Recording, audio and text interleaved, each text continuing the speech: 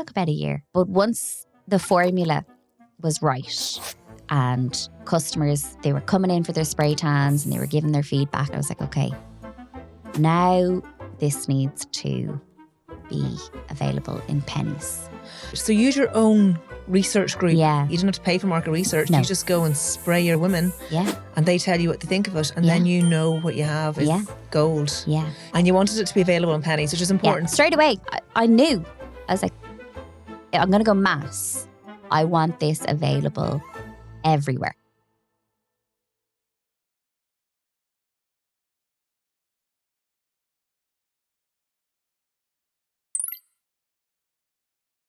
Marissa, it is a pleasure to have you finally in the hot seat. Thank you. Thanks for having me. I'm delighted to be here. I've been dying to get you in. I've been following you since your Snapchat days. Okay. So, bit of a super fan here. And I just remember looking at you when you were on Snapchat. I remember one time you did one story and you're like, you put it out about that you needed some help with something, and then you went back on and went, oh my God, social media is amazing. I just got like people messaging me and telling me this, or like some company were able to help you out with some packaging thing or something that you'd had. So you've been on the go a long time. Yep. Ellen. I'm older than you, so don't be calling yourself that now, okay? Sorry. So where did it all begin? You know, this drive that you had to run your own business, was it something that you always wanted to do as a little girl, or? I failed first year college. I was doing management and marketing with French in DIT Ainger Street, and it all went a bit pear-shaped. I failed 4 out of 7 of my end of year first year exams, and I thought, okay, I had done really well in school. I went to Closhty Scone, and they just churn out overachievers. So I went into first year thinking, this will be grand. But then I got a taste of freedom, and that was that. This is literally mirrors my story too. I know. I was the same. I failed first year miserably. Anyway, go on. So I thought, you know what? I'm going to take a year out because I've gotten a taste of freedom now, and I just kind of want to go just take it easy for a while.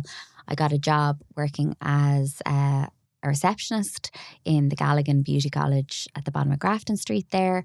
And when they were offering me the job, so I went for the interview, and they contacted me and offered me the job.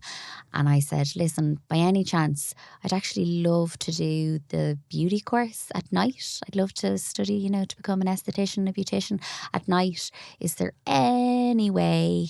I haven't got the money. Can't afford to do the course myself, but is there any way that could be part of my, remuneration? You were a haggler back then. Listen, I'm a hustler. I'm a hustler. There's hustle in my DNA. Yeah. Yeah. So that was how it started. Okay. For the first time, but not for the last time, I would owe a great deal of my success to the generosity of other women. Okay. And then you did your beauty course at night time. Did it at night time. I continued working in the college during the day. I got promoted to course coordinator, so I was organising all the tutors and learning how to use email. Like, that's how long ago it was. I was learning how to use email. Facebook didn't exist. Instagram didn't exist. Snapchat didn't exist.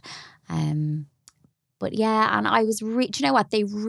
Lorraine and Karina Galligan, the 2 sisters that still run the college today, they really, really inspired me. They didn't place any limits on me. If I came up with an idea, or I thought, maybe could we try doing it this way? Or, they were just really, really open to doing things differently. And, I've been in jobs before where you try and suggest any sort of change, and it's, no. We've always done it this way. Yeah.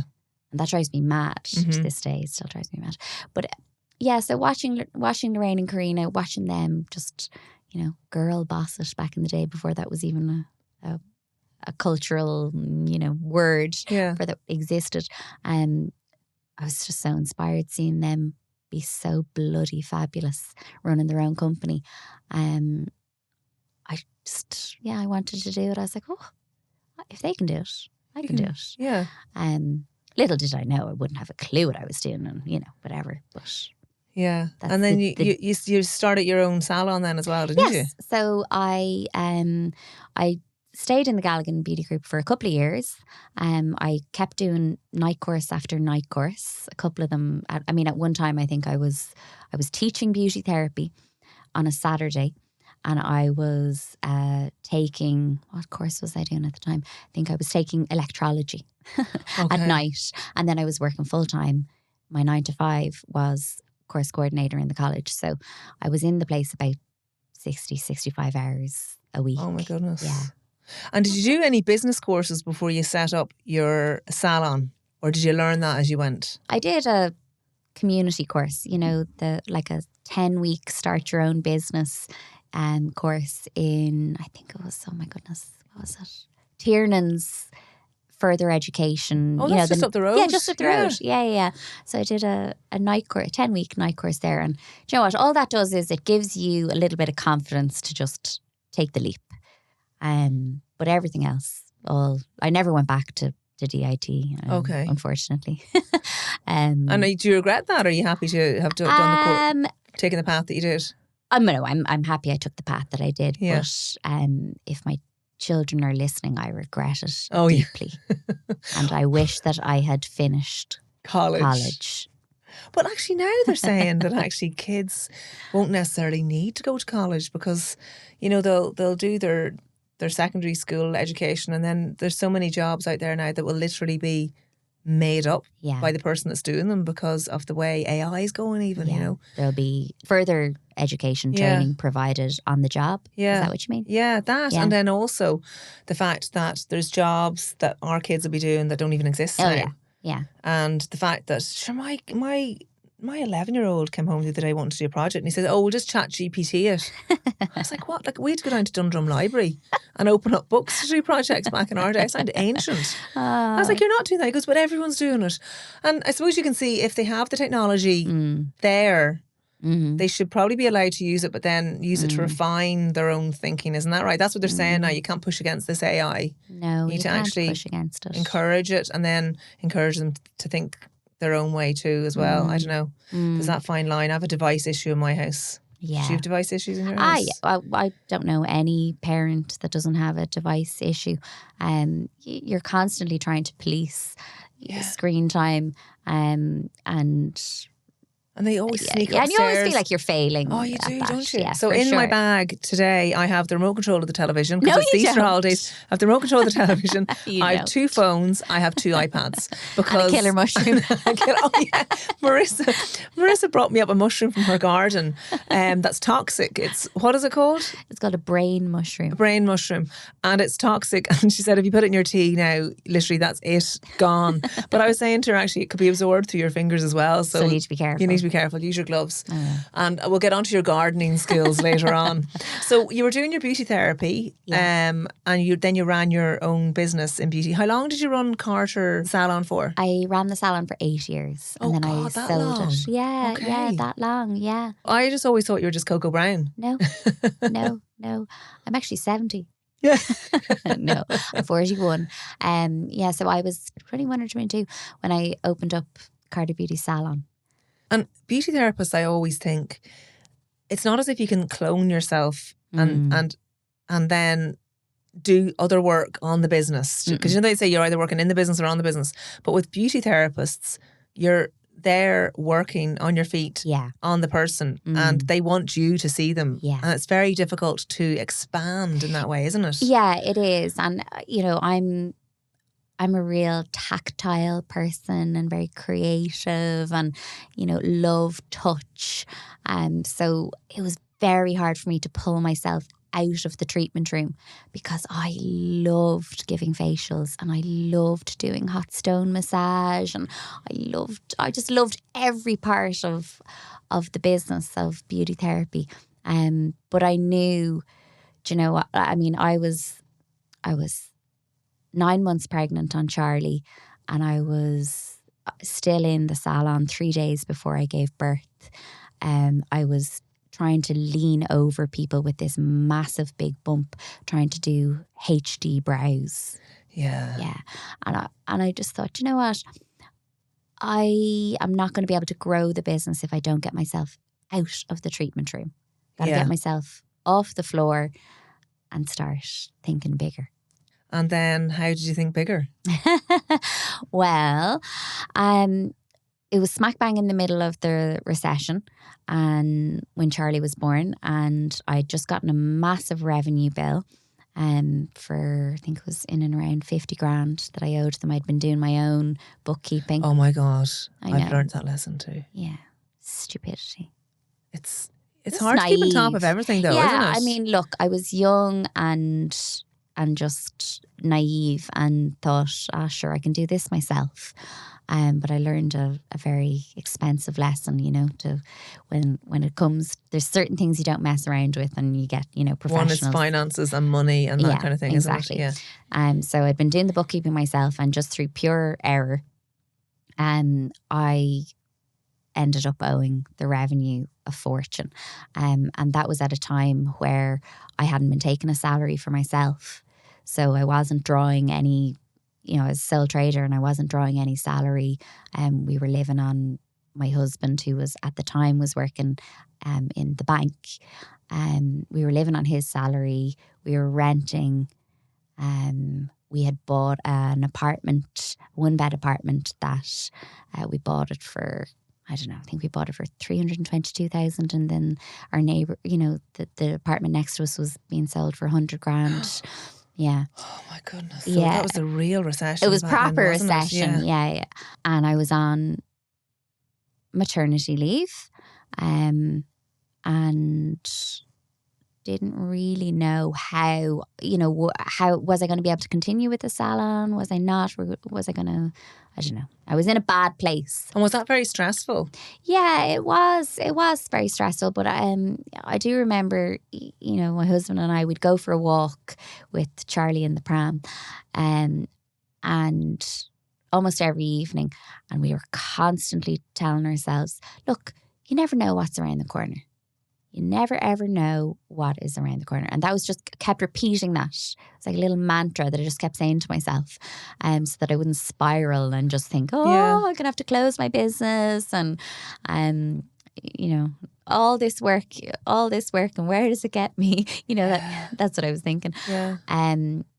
And I had been having a spray tan solution made with a manufacturer over in the UK. And he was making very, very small batches of spray tan solution for me. But every time he'd make a new batch, I'd make a little change. And I was refining it and refining it. And was this with a view to selling it to the general public or just in your salon? This is just to use as a spray tan solution in my salon. Okay. Because spray tanning was the one and only treatment, you know, along with maybe nails and a bit of waxing, was the only thing that seemed recession proof.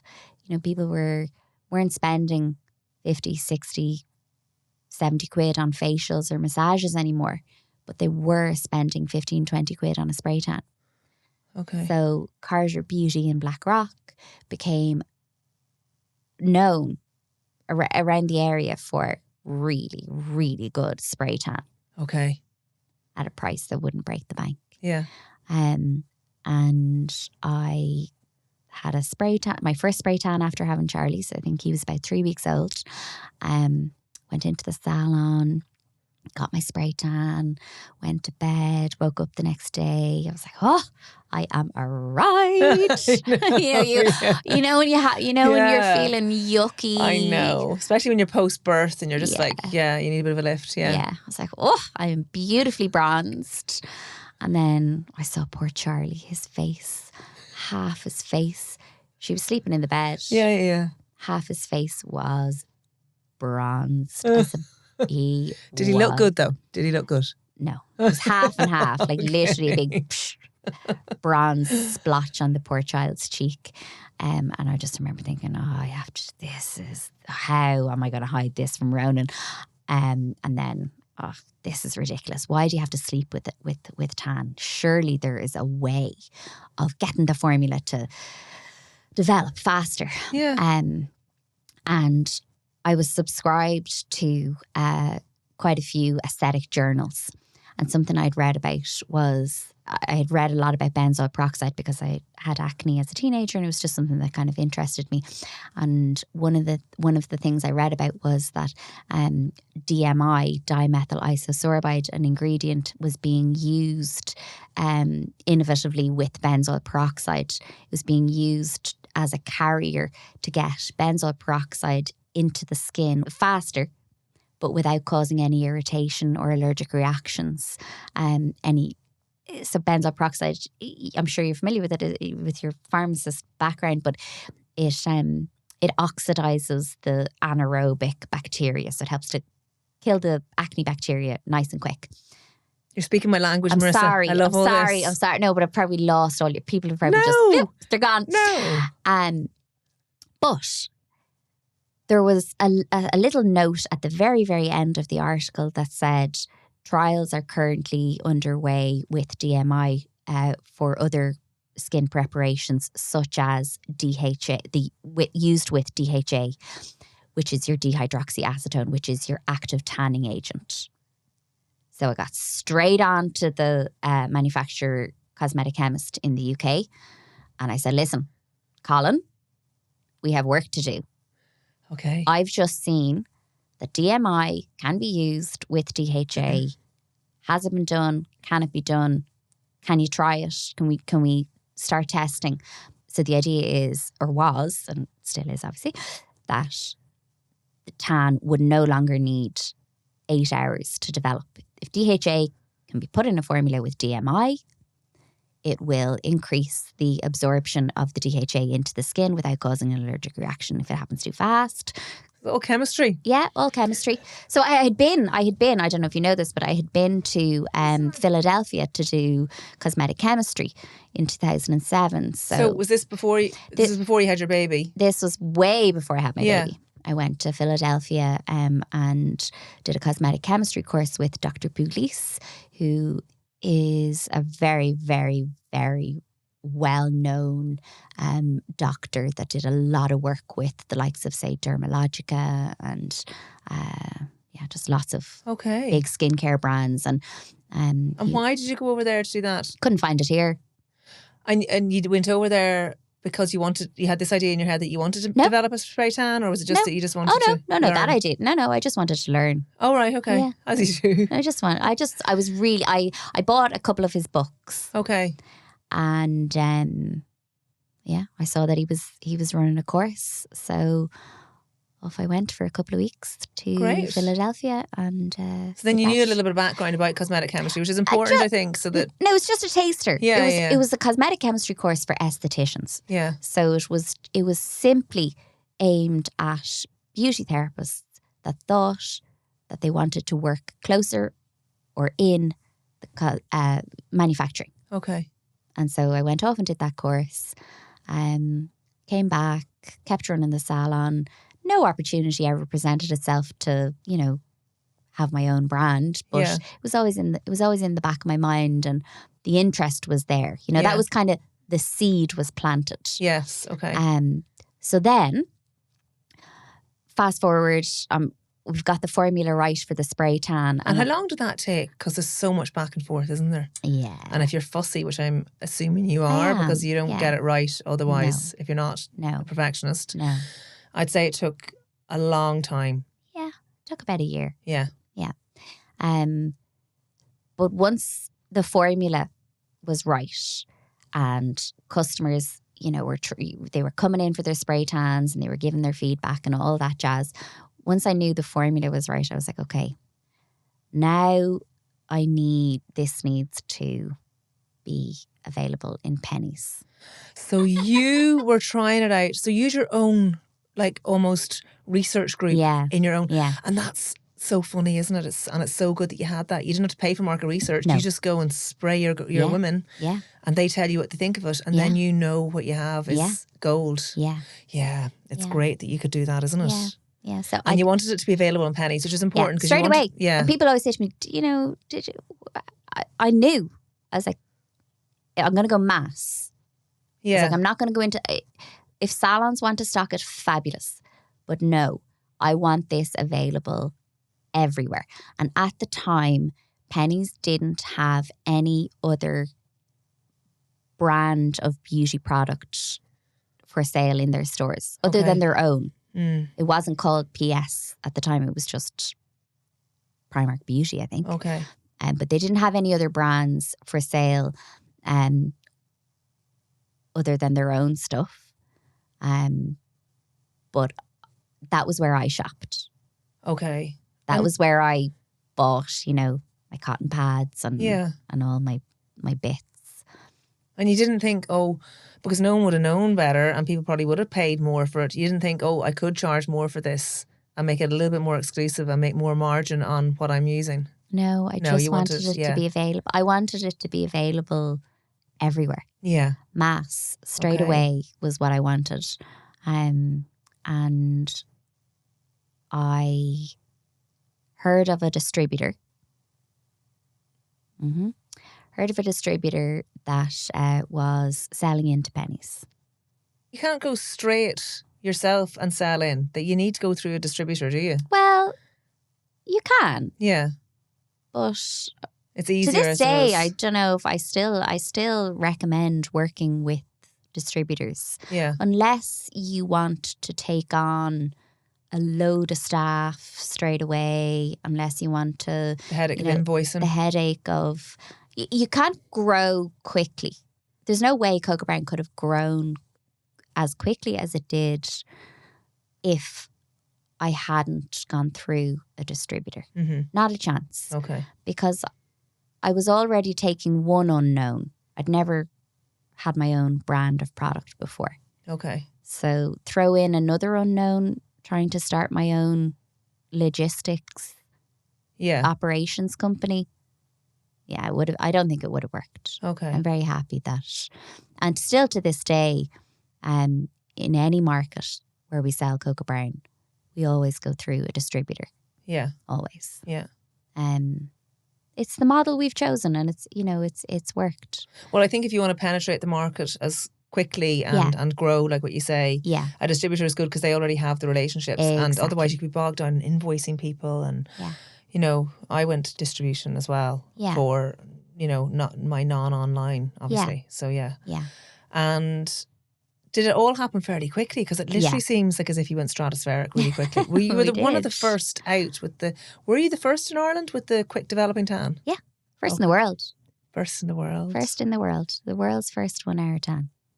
And that opened, that first mover advantage, that was one of the key factors for being able to get Cocoa Brown exporting outside of Ireland as quickly as we did, because when we were approaching the likes of, say, Superdrug in the UK, there was no other tan in that category. Yeah. If you wanted express tan, nothing else existed except for Cocoa Brown 1 hour tan. Now every tan in the world has an express solution. Yeah. And probably they're all trying to put in a little bit of pink branding on their bottles as well. I see you. Noted. But at the time, it didn't exist anywhere else. Okay. So that gave us first mover advantage for sure. And was that whole time stressful or fun? Or because I understand myself the roller coaster that it can be, but it was fun, wasn't it? Like you were in the States and stuff like that. And we did the everything. Kardashians were using your products, weren't they? Sure, listen, there were no when I look back, the audacity and you just, oh my goodness, you just take it all for granted. You just think, this is brilliant. This is not so easy. It was hard work, a lot of sacrifices. But it's only now looking back that you go, holy moly, girl, you had no idea. Yeah. And did you find you grew really quickly and then it kind of plateaued and it's like, how do I maintain this level of sales? Because it's all about growth, isn't it? Cocoa Brown grew really, really quickly and then it all went to SH1T. And do you want to tell us that story? Why? I will just say that there was internal strife in the company. And You didn't own the company by yourself, did you not? No. I took investment. Okay. And as happens, it happens a lot, where, you know, founders and investors don't have the same vision. And that's what happened. And the relationship broke down. Okay. Badly. Yeah.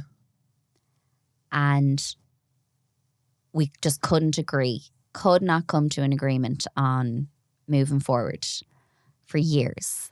And what was it that you wanted to do that they didn't want to do, or can you not do it? Just a lot. There were a lot of disagreements. Okay. Too many to even just focus on one. There were just a lot of disagreements. And that took its toll on the brand. Okay. Hugely. And the brand hasn't been able to move forward in 3 years. You know, lots and lots of negotiations and compromising on both sides. Okay. But for the last year now, I have been rebuilding the brand. Okay. So, less than a year, 9 months. Okay. So last July, we put our differences aside. We reached an agreement on how we're moving forward. Okay. And I took an office in Dundrum, started rebuilding the team, started changing the packaging, started innovating, bringing new products to market, started rebuilding relationships with all of the retailers, started rebuilding, a strategy and a plan for growth internationally. So I've been working my butt off the last 9 months to try and get the brand back to where it was, but also set a path for, you know, get back on track to where I believe and know that the brand can be globally. And do you think, though, because you had the first mover advantage and it all was great, but now there's so many others on the market competing for tan, and there's only so many countries that use tan as well, isn't there? Yeah. So what are is Ireland the biggest per capita user of tan? Per capita, we always hover in the top 3 for sure. But the self-tanning category is worth close to 2 billion. Wow. Globally. Okay. So there's enough room for all of us. And that's the thing, isn't it? There is enough room for everyone, and we don't need to be elbowing each other out of the way either. It's just the way you do your strategy might be different to the way someone else does theirs. Exactly. And you know, everyone has a preference, like, you know, a certain brand that they are loyal to. And Cocoa Brown, we have a very, very loyal core customer. You know, so many people come up to me and say, Cocoa Brown was the first tan that I ever used, and now I'm buying it for my daughter, and it's her first tan. Yeah, so that must be lovely when people do that. It is. It is so lovely. But also, you know, the brand needed new products, needed new innovation, and for 3 years we haven't. So just last month, 3 weeks ago, we launched the Cocoa Brown Sunshine Syrup. And you brought me some, and I'm delighted to. I'll try and use it. I'll do like a review. Yeah, that's the journey. And it's a tough journey. And you know, looking back on it, you go, "Oh, geez, I wish I'd never taken investment, and I could have grown it myself." No, I don't think you don't. No, I don't. You have to own your mistakes. Okay. You have to own them. You wouldn't be where you are if you didn't make the decisions you made, and you made them. You can't change them. So there's no point thinking, oh, I wish I didn't do this and I wish I didn't do that. You know, and nothing in life is black and white, ever. It's never a case of you're right, I'm wrong. Yeah. It's never, ever. You're kidding yourself if you think that. I don't kid myself and think, oh, I made no mistakes. Yeah. Oh, I made mistakes. I can own them. I know that I've made mistakes.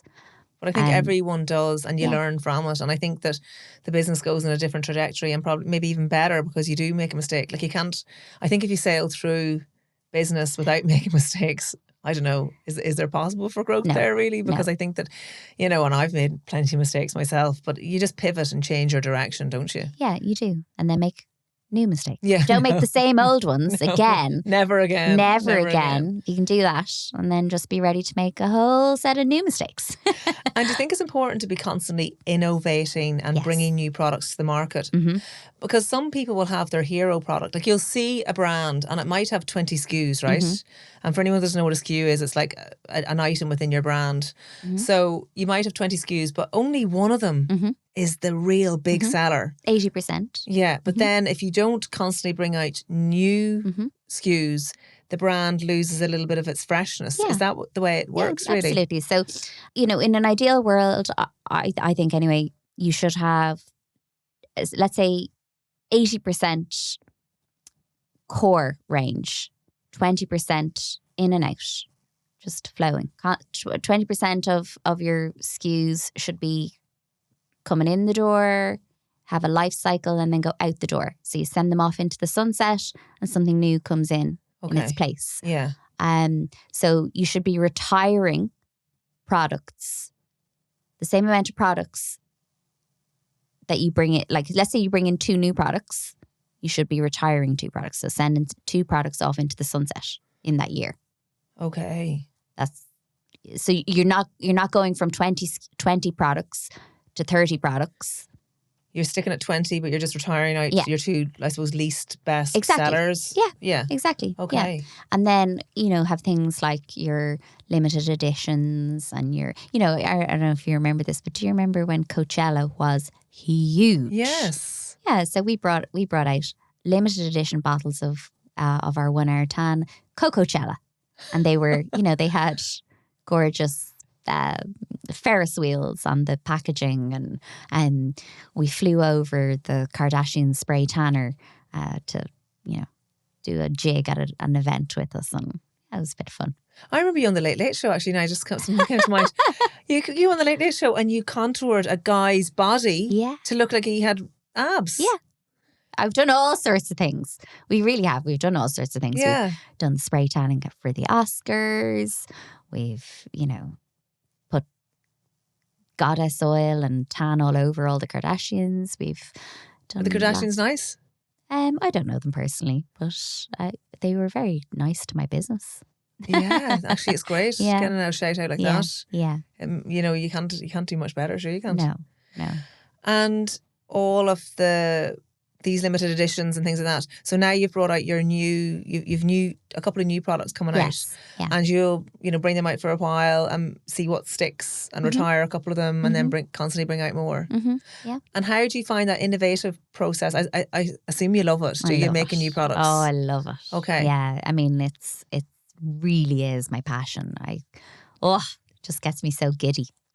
You can see that. It does. It really does. I mean, I'm so arty-farty. Yeah. I just love the process of testing and trialing and, making potions and then designing the packaging and all of that. All of it, yeah. The whole artistic I'm designing process. new packaging at the minute for a new product that's coming out, and I love that too, and I love the whole formulation side. But the way to keep your business going, so I suppose years ago it would have been like you were doing Snapchat, because I know that you said that you'd had no marketing budget, so you went on Snapchat and we're talking about your products, and that's how you grew. Like literally it was just for friends and family initially, and then you just kind of exploded. I think it was just people liked you because you were really honest, and you gave a little bit of tidbits about your personal life, but not too much, and it was lovely. But you don't do as much on Instagram anymore or Snapchat. Well, Snapchat's gone now, isn't it really? So you're not as much on it. And is there a reason why? Well, I have 2 kids, Phoebe is 9 and Charlie is 12. And I don't know, like everything comes at a cost. So where you put your time, you have to ask yourself, okay, if I'm putting X amount of hours into this, what's it taking hours from? Because there isn't a finite amount of time in the day. Yeah. And I know that what I bring to the business, the best parts of me may not necessarily be me on Instagram. Okay.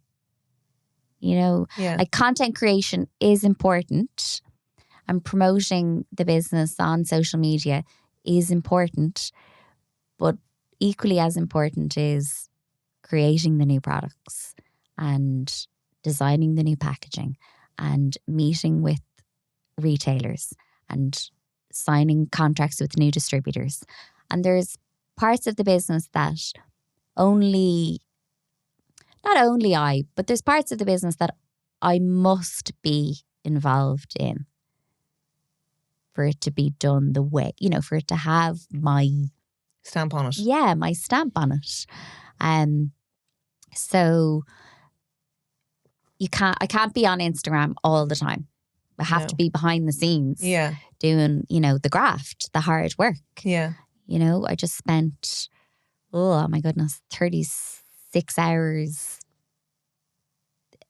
standing on the trade show floor trying to build relationships with international distributors over at Cosmoprof in Bologna. And, it's heavy going. It was very heavy. I mean, I was there for the setup. Yeah. And lots of people were saying to me, why are you going for the setup? Like, somebody else not go do that. And I was like, no, I want to be there. I want to make sure that it is absolutely as perfect as it can be. I'm a fussy. Yeah. And did you get lots of interest when you were over there? Oh, it was really bloody brilliant. Brilliant. Okay. Yeah. And that's the whole thing about working on the business and not in the business, isn't it? Yeah. Because if you're constantly having to churn out stuff on social media, you're in the business as opposed to working on the new products, etc. Mm-hmm. So trying to get the balance right. Yeah. Enough visibility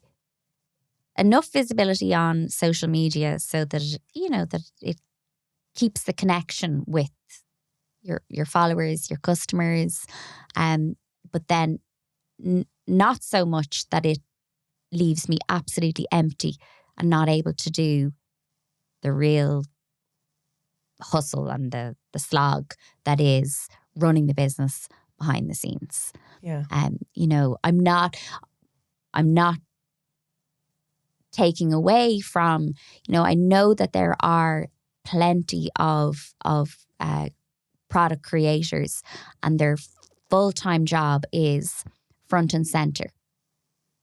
Just creating content, just out there for the customer to see and touch all day long. And then they maybe have other people doing the design or, doing all the sales or looking after the logistics. I want to be part of, to have my finger in all those little pies in the business to make sure that it's going the way you want it to go. Fabulous as I want it to be. So I think I would be doing myself and the business a disservice if all I focused on was promoting on social media. Yeah, and I think there is a fine balance there because you don't want to be just a sales channel either. Exactly. That you said it right there. Yeah. And it's important too that people kind of, I just think, sometimes, I'm sure you go online and you talk about your stuff and then you'll see an increase in sales. Yeah. So then it's like, oh goodness, so do I have to keep on going online? And that's the whole thing. You want your products to grow and sell without you having to talk about them all the time. Mm-hmm. So it's finding that balance, like what you said. Yeah. Well, I think for me, I was able to see, I had a case study where I could see that actually the benefit that I bring to the table, to the brand, on social media is probably limited to Ireland. Okay. You know, like I have maybe 15-20% of my followers are in the UK. But when Cocoa Brown was at its peak, we were the best selling tan in Superdrug in the UK. And not one of those customers was probably, they probably weren't following me on Or they on didn't Instagram. even know you. They just know your channel is good. And that's ultimately where you want to get with a brand, isn't it? That people recognise the brand, not the person behind it. Exactly. So the substance, the real substance, the real gold for the brand, it's not my presence on social media. It's my fussiness. Yes. I'd say you drive people crazy. It's all the little tinkering behind the scenes. Yeah. Have you, and I know you have Carter Beauty as well, and we want to talk about that as well, but have you experienced much misogyny in Laura.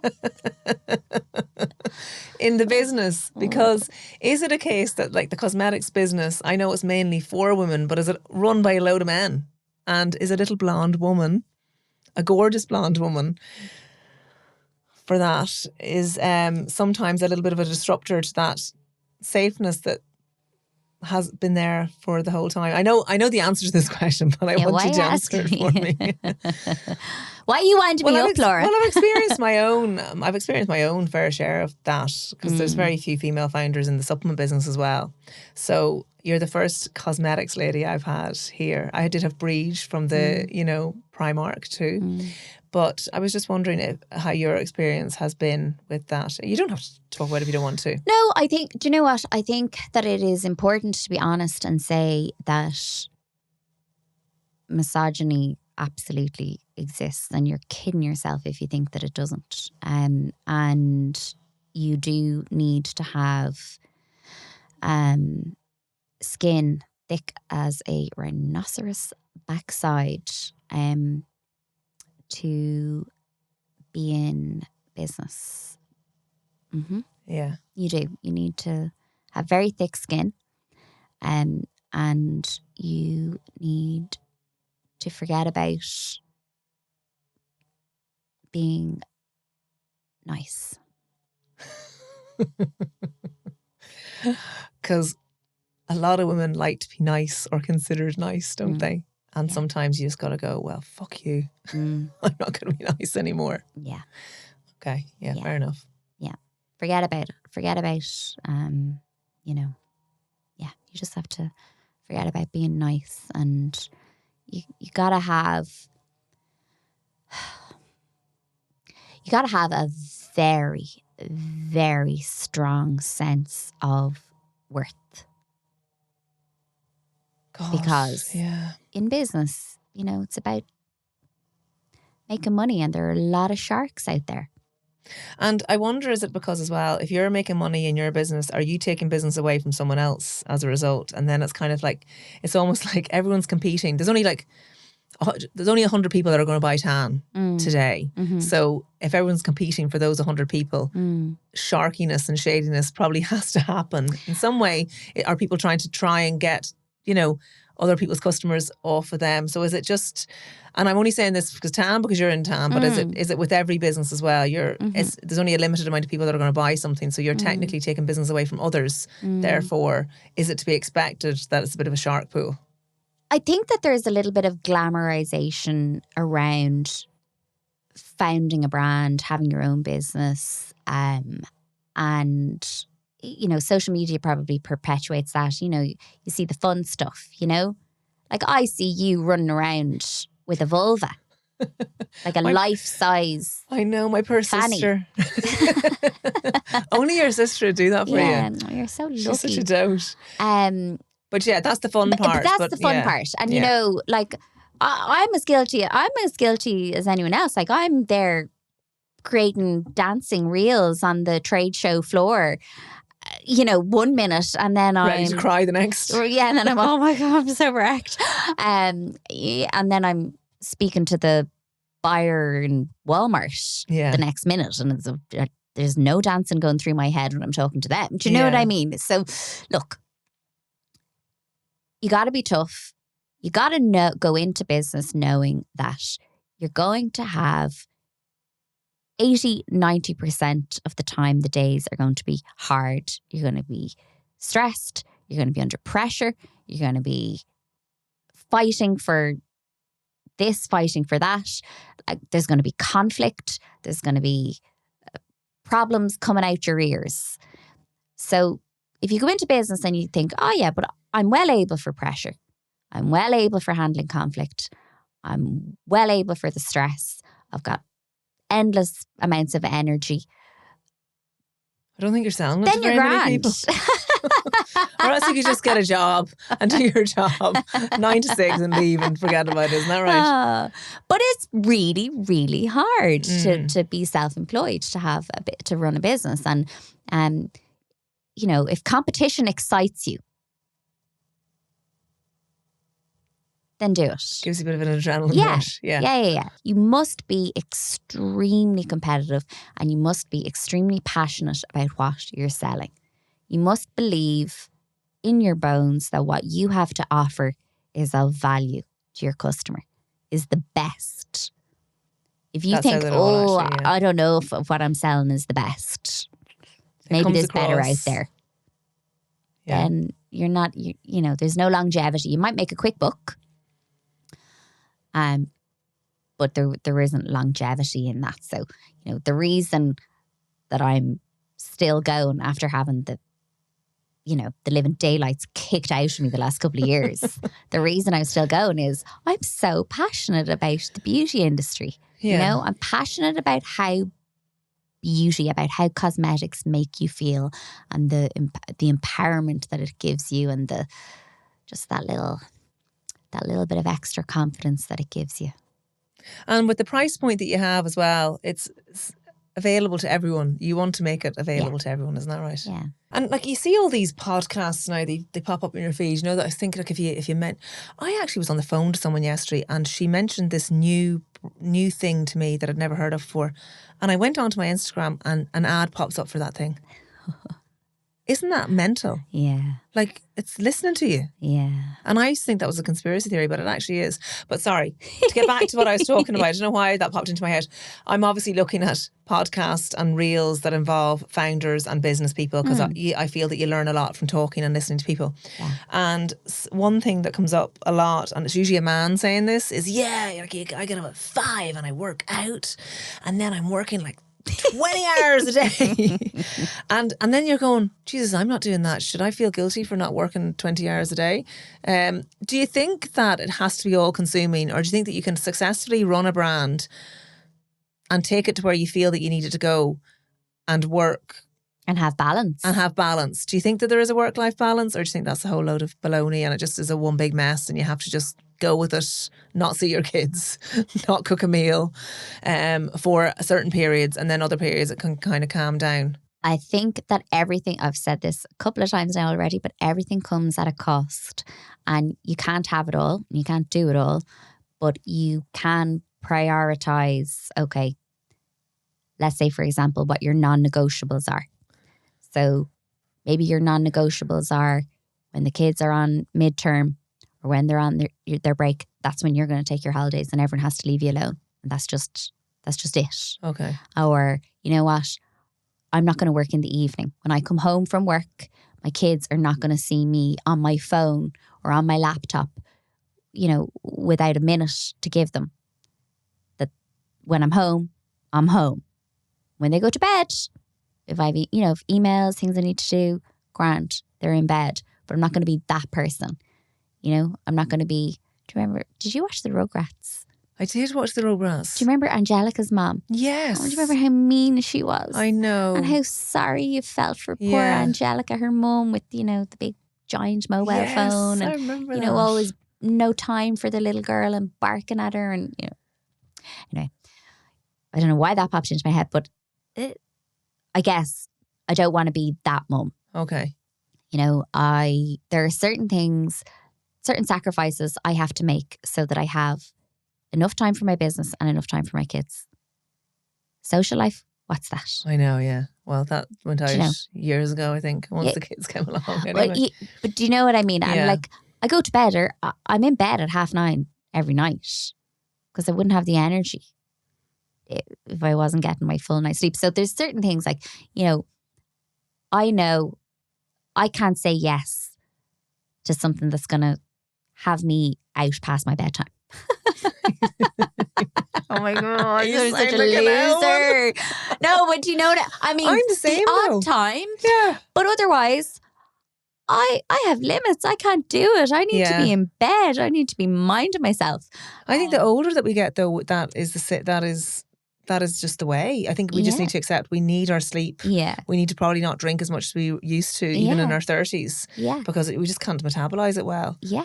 So look, there's definitely, you can't have it all. You can't do it all. You'll run yourself into the ground, burn out. You can't, it's not possible. You have to just decide where are your boundaries, try and figure out what your limits are and try and operate within those walls and do your best. That's all you can do. But are you saying this as a wise person who Yeah. didn't do that Oh, in the yeah. early years? I'm and saying that as somebody who, you know, ran myself into the ground. into the ground. Now, it was probably the stress. I think, you know, stress ran me into the ground, like, for sure. You know, there was a point where things were so bad that the thoughts of even ringing the takeaway and placing the order for the takeaway was just, I can't do that. I just, you know, my brain is too frazzled. I don't want to talk. I just don't want to have a conversation with someone outside of, you know, my teeny tiny little circle. Okay. But that was when things were just at a real low. And I just wasn't sure if I saw a way out. How am I going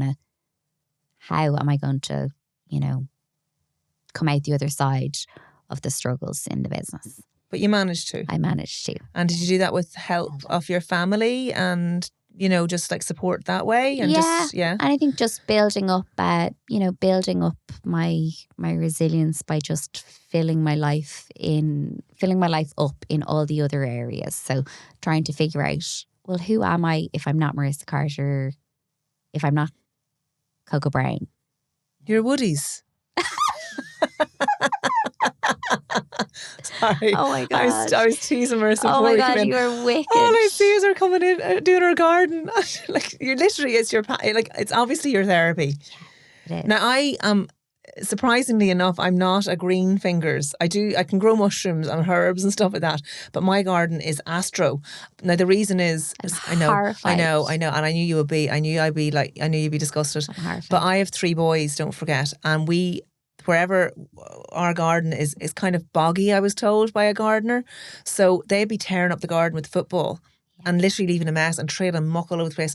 So we made the conscious decision to get astro, and we've 3 gorgeous big tall trees in it. But apart from that, nothing. Now, I can grow a basil plant that I buy in Tesco's, but I'm definitely not the green fingers that you are. But you obviously just love it, do you? And I it's love like, it. yeah. Yeah. So yeah, you could just be Miss Woodies instead of Miss Coco Brown. You are wicked. Oh, that is I say frequently, you know, when I retire, I'm just going to go hang out down in the local garden centre and just give people advice they didn't ask for about plants and Well, when I look at you though, it makes me want to get like a bed and tend to it and everything. And do pretty things and with do it. lovely things. But like, I'd have a dog that would piss all over it. The kids would be knocking footballs into it, you know. And then it's also, God, I can barely keep my fish tank going, and there's only like 3 fish in there now. There used to be swarms of fish in it, and I can barely keep that going and do the water changes. Never mind having to look after plants. So I think you need to, like what you said, what are my priorities here? Yeah. I can grow the weed another time. Isn't that right? Exactly. Yeah, can't do it all. Can't do it all. Cannot do it all. Yeah. So I am the eldest of 8 kids. And growing up, my sanctuary, away from the loud, chaotic house, was going to my nana's after school, getting the bus to her house after school, and just going out into her back garden and doing a bit of weeding and doing a bit of planting. And she'd give me, you know, a couple of pounds, punts, to go up to the local, walk up all by myself, up to the local garden centre, pick out a few little bedding plants, whatever I could get with a few quid, and bring them back and plant them in her rockery for her and just potter around the garden. And that was my time on my own. It was quiet. It was meditative. It was kind of just like this little safe world that I would go into, away from chaos. It's actually good exercise as well. Oh, You to listen. be sweating. Now, I noticed that you did something there recently. You said you came up and you're like, oh, me back. My gosh. I guess that. But it is great exercise. It a lot is. of older people, and I'm not Yeah. suggesting that you're in this category Thanks. yet, Marissa, they get great exercise from being out in the garden. Yeah, for sure. Yeah, it keeps you fit all Yeah. day long. Yeah. Now that the evenings are brighter, it's really like, it's lovely just going out. You know, that hour where you've got the dinner on, it's in the slow cooker, it's in the oven, whatever. I love like anything that go into one dish and just be, Do you have one of those, what do they call them, air fryers? No. Everyone keeps telling me I need to buy one because obviously I put cooking stuff up online and they're like, I you love need your to cooking stuff. you need to buy an air fryer because apparently you can just put everything into it. But like I feed animals, like I'd need 3 air fryers, I think, to feed them all. So I'm still pushing against it. Although people say like if you've kids, it means they can just come home, throw on their own food. Okay, so I have 2 questions for you, right? Have you ever watched Game of Thrones? Yeah. Oh, you have? Yeah. Oh, Why? I'm disappointed. So apparently there's this very small category of people that have never bought an air fryer, never watched Game of Thrones, and there's one other program it's a Succession. Have you watched that? So I have watched Succession, but Succession and Game of Thrones and Breaking Bad are the only things that I've watched in recent years. I don't watch TV. Okay. I don't get the whole Big Brother thing. Okay. When people like Love Island? No. No. And actually neither. the girls when we were in maybe when it I was was that actually. It was Love Island, Game of Thrones, and an air fryer. So I have 2 out of 3 I definitely haven't done. But I remember being in the pharmacy and the girls talking about Love Island like as if they knew the people. And they'd be like, on this and that. And I'm like, sorry, who's this person? I thought they were their friends until they're like, oh no, it's Love Island. But no, I just so there's a category of people that don't buy air fryers. I'm definitely in that category. But I'm real old school. I love putting the gas on and feeling putting the oven on, and I don't know, it's just in me to the thought of putting everything into the one thing. I'm like, how does it even work? How can you even put your little spin on it? I don't know. I know absolutely nothing about air fryers. I haven't bought into it, but I might get someone on now to discuss air fryers with me in depth. Yeah, not me. You get home from work, the kids are finished their homework, all that jazz. It's all done. You've got the dinner on, and you've just got that little window of time where you're like, I could tidy the house, or I could go out to the garden. Oh yeah. I could put a wash on, or I could go out to the garden. I could iron my clothes for tomorrow, or I could go out to the garden. And you pick the garden every time? I choose the garden every time. Okay. Yeah, choose the garden every time. I know it's an escape for me. And I just absolutely love it. Highly recommend it. And being the eldest of 8 kids, was that, so you say you went to your granny's obviously to get rid of the chaos, but like, what age range was there? So I'm 41. Okay. And last week I was at my sister's 18th. My youngest sister's 18th. Goodness me. Yeah, I know. My mom is just churn them out. Some woman. And was it that she loved babies, or that she's really Catholic, or just?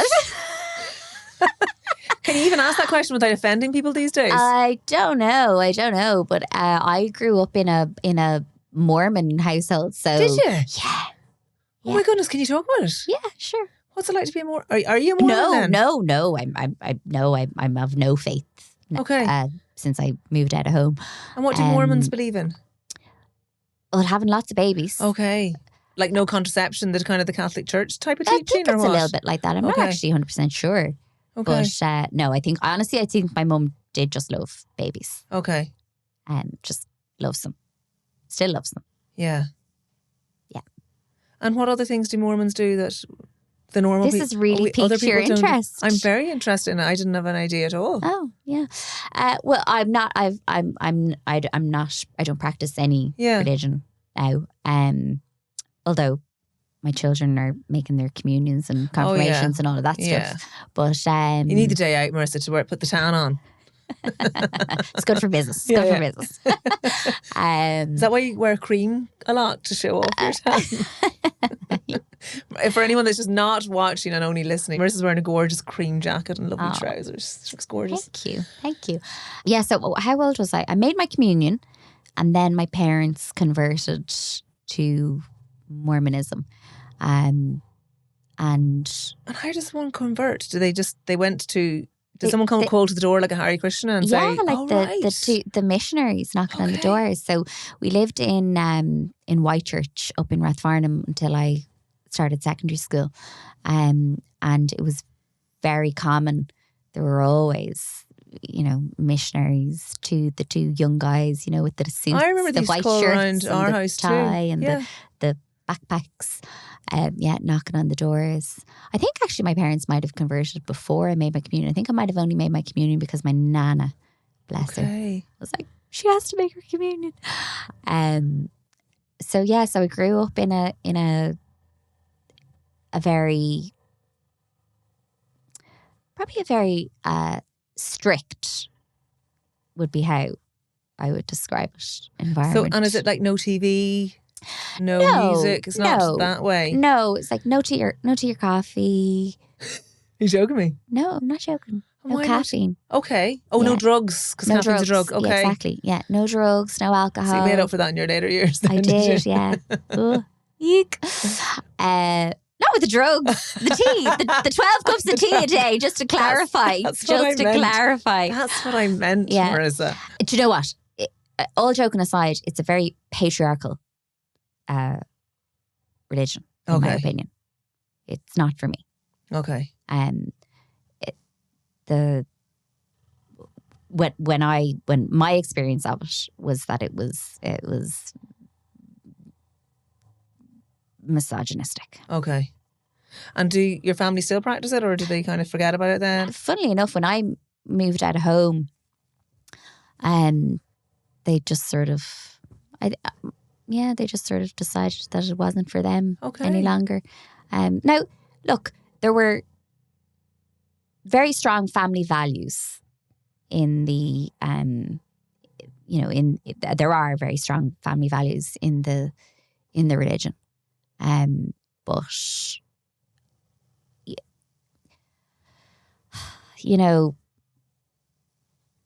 little things like, women's shoulders needed to be covered all the time. I find that, I don't know. I'm going to rebel against the shoulder bearing. Yeah. I hear you. Okay. Yeah, there were just lots of restrictions, lots of rules. And would you celebrate at Christmas and? Yeah. Okay. Yeah. But just differently, like not as extravagantly as. Christmas was Christmas. Oh, okay. Maybe one of the things that for me that I found that affected me, made me feel, I don't want to be different to my friends. I want to be able to do what they're doing. Like, there was no sport on Sundays. Okay. So I played basketball in school, and little titchy, like you played basketball. Did you just like run in between people's legs? Believe it or not, I was a very, very good defensive basketball player. Were you? I was, yeah.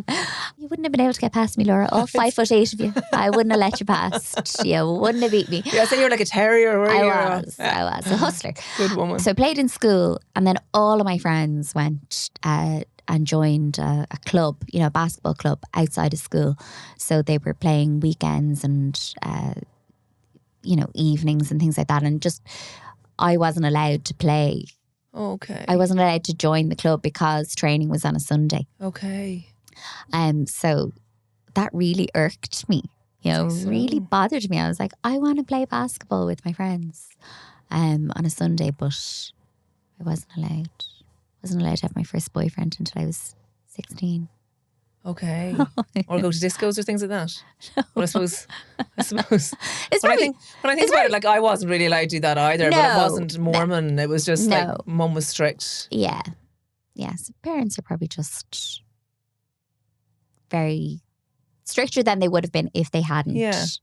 If they hadn't decided to be Mormon. So interesting. And is there a big Mormon community, or do you not have any clue now? I wouldn't have a clue now. Okay. No, I wouldn't have a clue now. You're big into helping other women entrepreneurs. I try to be. Well, you really are. No, I try. No, you're actually really lovely though. Like, Stop it. I do see you, and you shout out people, and they've just started, and you are very lovely, and you're involved in going for growth. I am. And why do you do that? Because you're just saying about your time and prioritising it. Mm-hmm. And then obviously if you're involved with Going for Growth, that is mentoring new businesses, isn't it? Yeah, 7 or 8 startup businesses. Yeah. And how did you get involved in that? Well, 10 years ago, I was a participant on Going for Growth. So I had a lead entrepreneur slash men, in Going for Growth, the mentor isn't actually called a mentor. She's called a lead entrepreneur. And the idea is that, listen, this lead entrepreneur, she won't have all the answers, but she's a little bit further ahead in her entrepreneurial journey than you are. And so the lead entrepreneur, out of all of the applicants, chooses 7 or 8 female entrepreneurs to join her round table. And you meet with, the 8 of you or the 9 of you meet once a month for a couple of hours, and you try and work on each other's businesses for those couple of hours a month. And it's just about giving each other advice, or? Yeah, so it's a little bit structured in that, there'll be a topic for the session. And you just kind of work through the problems. Okay. Of which there are plenty, aren't Of which there? There are always plenty in business, yeah. And does exactly. anything ever come up and you're like, Christ, I can't help you? You're Yeah. actually a dog's dinner, sorry. No, I wouldn't say that. I mean, you got to remember that, startup businesses, they're like teeny tiny little seeds, and it's very, very easy for someone to come along and just, the seed is gone, and, you're tarnished, you're ruining someone's dreams. Yeah. So you got to be very careful with advice. So I try not to give advice. I try to just ask as many questions as possible so that the person can start thinking about the answers themselves. Yeah. Or, put them in contact with someone. If a particular topic, and I really think, this is not my area of expertise, then you would try and put them in contact with someone that they could maybe have a coffee, have a cup of tea, have a sit down with someone who is an expert in that area. So obviously product and scaling is something that I feel very comfortable dishing out as much information as I can. Service is an area that isn't my speciality. So this year I have 4 product-based businesses and 3 service, and we're all learning from each other. And I've been a lead entrepreneur now. This is my 3rd or 4th year as a lead entrepreneur on the Going for Growth or Starting Strong program. Okay. And I love it. I absolutely love it. Now, I do get contacted quite a bit, on Instagram, where someone might say, listen, I'm looking for a mentor. I'm looking for help with this, that, or whatever else. And most of the time I would say, look, I don't have the time to give one-on-one mentorship, but apply for Going for Growth or apply for Starting Strong, and fingers crossed you could get on the you might get on the program, but you say I'm very helpful, but like I probably say I'm sorry, I don't have the time. I feel guilty. I hate saying it, but I do say it. Yeah. A lot. So I have to be honest about that. I do get asked frequently to provide help, and I just haven't got the time. So I do what I can. And what I can is the Going for Growth. If someone contacts me and says, listen, quick question for you. You don't know me from Adam. I have this very specific problem. Do you have any advice? All day long, if I have 10 minutes in the day and I can answer that question there and then, and I can send someone off in the right direction or what I think is the right direction, I'll do it. So you just do your best.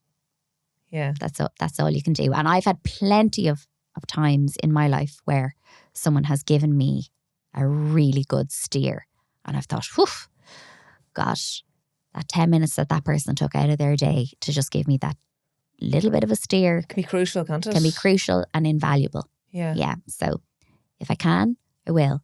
If I can't, I'll be honest and say, look, at this time, haven't got the time. And is the Going for Growth only for female entrepreneurs? Yes. Okay. It's only for female entrepreneurs. And is there men get enough. I was going to say, is there a similar thing for men or no? Don't know. Is it just that it's recognised? Laura, I don't know, okay? I can't help you. Okay. I have no idea what there is out there for men. Okay.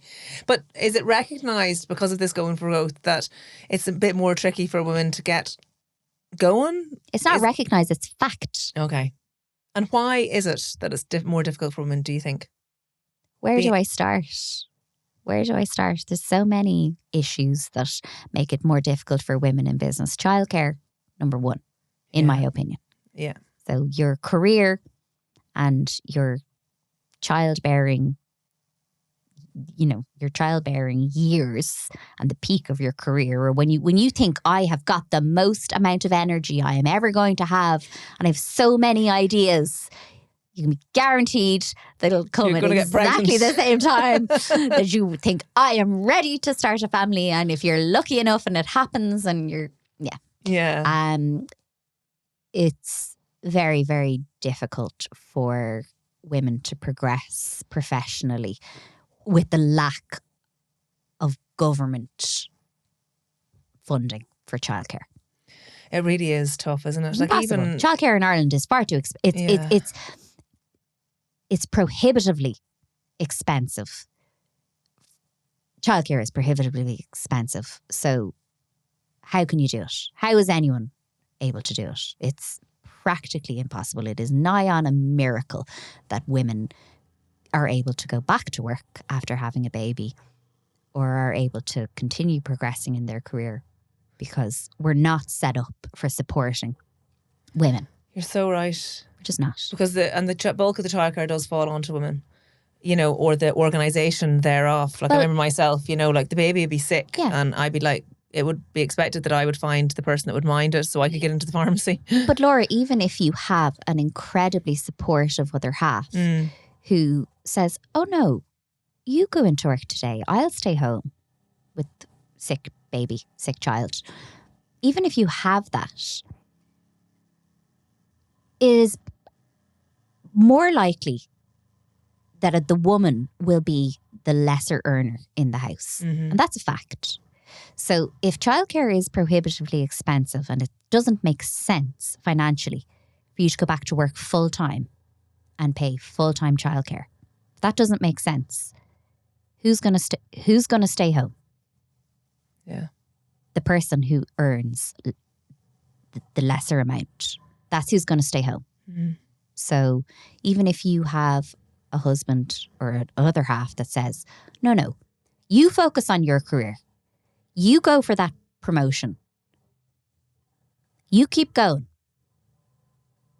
If it doesn't make financial sense, if you're not earning more than your other half as a woman, then it doesn't make sense. Yeah. To the family. So yeah, we're set up to fail. And is there anything being done about that childcare issue? No. Our kids went to crash and stuff like that, but I also had family support to help. And so did I. As well. So I wasn't paying for full-time crash fees. And then I had 3 in crash at once, so and all your money's gone. And it was my mum that made me, because I wanted to give up work because I was like, I might just do yoga. But there's nothing wrong if that's what you want to do, but you want to have it all. Yeah, I know. No. It's impossible, isn't it? My mum was like, Laura, you study too much in college to do that. It's just a few rough years and we'll try and help you as much as we can in terms of like a few days of childcare too. But like that, it's, and I see what the childcare providers have to do as well. And some of them are going out of business because of all the regulations that are involved. And I know they need regulations around childcare and child safety and all the rest. But it's prohibitive for them. Insurance, some of them can't even get insurance anymore. So, and because we're living in a litigious society, it's like chicken and egg, what came first. So it's all very difficult, isn't it? Yeah, it is. I mean, when I'm saying that, childcare is prohibitively expensive, I am in no way saying that childcare facilities are charging too much. I believe they're charging what they need to, like you say, to make the business viable. Yeah. But I do believe that the government should be supporting women to go back to work. after having children. And it's true as well that we were just saying how difficult it is for women in business. Like, when women are pitching for investment, Mm-hmm. they're much less likely to get the funding than a man, isn't that right as well? Oh, There's yeah. all of those stats there too. Oh, yeah. All day long. All day long. Yeah. Yeah. It's a very unjust. My daughter will not have the same opportunities that my son will have. I know that. Yeah, it's crazy, isn't But it, when you think about it that way? That's the reality. Things aren't going to change anytime soon. So, and even though the girls are performing well in school, performing really well in college, better than their male peers often, there tends to be, they do really well, they get, into the whatever college courses they want to, become professionals. And then there's almost like this ceiling that they reach, and then that's it. They taper off, and it's it's the men that take over the companies. They're on the board. There might be one woman for 20 men or whatever. So it is tricky. And then they say, well, there's the argument, well, women don't want to. Women want to stay at home with their kids. But it's like, well, when we've no choice either, or when, it's either one or the other, it's just tricky. Obviously, you're going to choose your family more often than not. Isn't that right? Well, I think the corporate world is set up to support the patriarchy, not mothers. Businesses are not. They're not set up to support mothers. They're just not. Yeah. So that needs to change also. But it's going to take a long time. So my advice to anyone, any woman coming out of college, thinking of setting up her own business, you must be prepared for that reality. The reality is that it's going to be very, very difficult, and you're going to find juggling motherhood and business tricky and difficult, and you're going to need a lot of support if you can get it from family or friends, to help juggle. That saying, like, it takes a village. It absolutely takes a village. Goodness, it absolutely does. One of the mums and I, other mums in the kids' school, like, we're doing a little, right, I'll take all the kids today, and then tomorrow you take all the kids, because she's doing, she's like, well, listen, I have an audit these 3 days. And I'm like, well, listen, I'm recording a podcast with Laura Dowling and I've got a shoot with the Sunday World. So listen, you need to take them these 3 days and I'll take them these 3 days. You're doing a bit of a swapsy. And that is tricky because we don't live in a society nowadays where, like, when we were growing up, our neighbours used to just come in the back door. Like, they'd be open, they'd come in, they'd sit down, we'd be eating our dinner. Yeah. It was very communal. Yeah. Now we all kind of live by ourselves. Yeah. Like, when I was on maternity leave, none of my friends were on maternity leave at the same time. So I was by myself. Now, and you didn't have neighbours popping in. You are very much this nuclear family. Yes. And particularly if people have come up from the country and they're living by themselves, they don't have family near them. I've lots of Polish friends. They would have emigrated. They've no family support. Sometimes you're like ships in the night if you're, with your partner. You just don't see each other and that has its knock-on effects as well. So it's hard to juggle everything, isn't it? It is. But look, I don't want to sound. I hope I didn't come across like I was saying, it's awful, but it's tough. It is tough, and you got to be prepared for that reality. That running your own business or trying to achieve anything in your career, if you're a mother at the same time, that it's going to be hard, and you're going to need a lot of backup where you can get it, and maybe go easy on yourself and don't, if you're invited to something and you can't go, don't feel guilty. Yeah. Maybe that's my advice. Yeah. Like, don't feel guilty about all the other things you have to say no to if it means you're able to give what's really important, i.e. your family, a little bit more extra time. Yeah. So sometimes, your friendships might have to go on the back burner for a couple of years while you just get through that tough period, or your hobbies, maybe you won't be able to, garden as much. Garden or golf Yeah. or, you know, whatever. But I do think that it is important to remember that there is a cost to everything you say yes to. There's on the other side something that you're going to have to say no to. And for me, particularly in the last couple of years as my kids have gotten older, I'm as much as humanly possible, I'm trying to not miss out on anything with them. And at the cost of missing out on lots of probably fun things for myself. But I'm making that sacrifice because I want to be able to spend as much time as possible with my kids.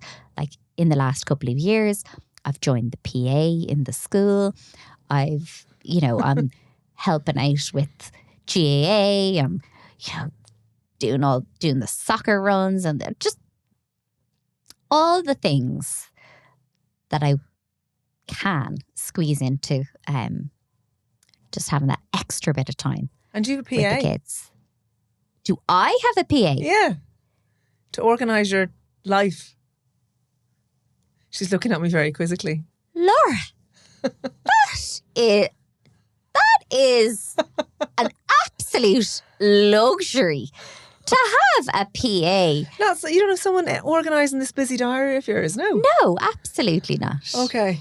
Laura, no one would be able to put up with being that close to me. Okay. I'm that fussy. And you wouldn't be able to put up with someone else in your ear, I'm sure, No, either. I would. I'm very Okay. tolerant, but no, I like to organise Are you a bit myself. of a micromanager?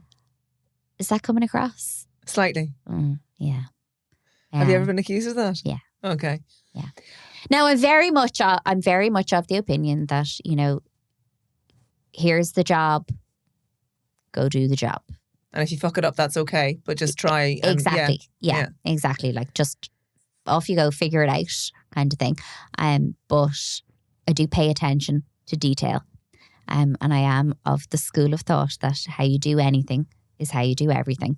So I am pernickety and I am fussy and I hone in on the detail and I don't like sloppiness and I don't like, I like things to be, as wonderful and as amazing and fabulous Which that's as they why can you've been be. able to grow your brand as well as you have been able to. So Yeah, I have high expectations and I'm not apologetic about that. I have high expectations of myself. I have high expectations for the brand. I have high expectations of anyone who works with me. I have high expectations of distributors, high expectations of retail. I have just high expectations, Laura. Noted. Okay. I have high expectations of this podcast interview. I know. And your husband works with you too. And Yes. how do you manage that? Because it can be a different dynamic if you're working in a business and then obviously raising a family together and then having to go to bed together as well. Yeah. So do you find, is it good? Yeah, Or is it, I love you it. find it's been great? No, Okay. I do find we're working together 7 years now. Okay. 7 or 8 years now. We love working together. Now, don't get me wrong. Of course, we kill each other every now and then. But overall, we're a very good team. Are you like yin and yang? Yin and yang. Different brains? All yin and yang. Like we Okay. could not be any different. Okay. The only thing we have in common, I think, when it comes to how our brains operate in business is that we both have very high expectations. Okay. Like, to give you an example of this, I sometimes say to him, he needs to lower his expectations. Okay. So that's how high his are. So, but yeah, we do very different things. He comes from the world of banking. I'm very arty-farty and creative. And so it's a good pairing. Yeah. He's very patient and tolerant and level-headed. And I am more excitable and we're a good team. We're both fond of our own personal space and quiet time as well. Do you know that kind of way? Okay. Like, we're both happy spending time, on our own, like pottering, doing our own. He doesn't potter, but I potter, and he, you know, cuts the grass. So I guess we do spend an awful lot of time together, but doing our own individual things in the business, if that makes sense. Yeah. Does the business take over the conversation in the house? And did you ever find that you had to say, okay, right, listen, dinner time, we're just not talking about it, okay? Yeah. And almost like correct each other if someone brings it up. All the time. Yeah. We're constantly reminding each other, okay, do you know what? Let's just park that. But you know, Laura, you've kids. Yeah. I mean, you don't have time. You don't have time. Like your whole life. I mean, our lives at the weekends are GAA, soccer, play dates, activities that you doing this, doing that. You don't have time. By the time you get into bed at the end of the day, on a Sunday night, you're like, can't wait to get to work tomorrow. Yeah. You're knackered. But I'm sure there are plenty of reasons why you would advise someone not to work with their other half. But so far, it has worked. So far, so good. So far, so good. Touch wood. It's been fine. And do you have any regrets? Would you, like, if you took back to young Marissa who started out in business, would you, with the benefit of hindsight, would you say to her to absolutely not do one thing or another? Or would you have any advice for her? I think that that happiness is accepting exactly where you are right now. There's, the difference between where you think you could be or where you think you should be, and then where you are. And nothing will make you unhappier faster than looking back and thinking, I shoulda, coulda done it differently. Okay. So I don't even want to think about it because I would drive myself demented. If I could sit down with my 18-year-old self, I'd still be here. I'd still be there telling her, don't do this, don't do that, stay away from there, don't, all the things. And you could drive yourself mad. And, it's no way to live. You got to forgive yourself for your mistakes. You got to get back up very fast, very quickly after you get knocked down. Get up quick. Maybe I'd say that to myself. Marissa, do you know what? Listen, when you get knocked down, let it hurt. Grand. But Jesus Christ, get back up quick. Get back up. You're well able. Something my mum still to this day always says to me, you're well able. You could say to her, you could say to my mum, listen, think I might build a house. She wouldn't say to you, well, how are you going to build a house? You have absolutely no experience, no knowledge. She'd probably just say to you, oh, are you? God, sure, yeah, you're well able.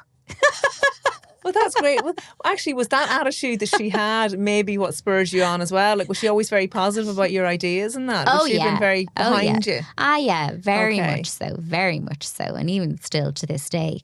Now, obviously, there's a downside to, being told you're brilliant.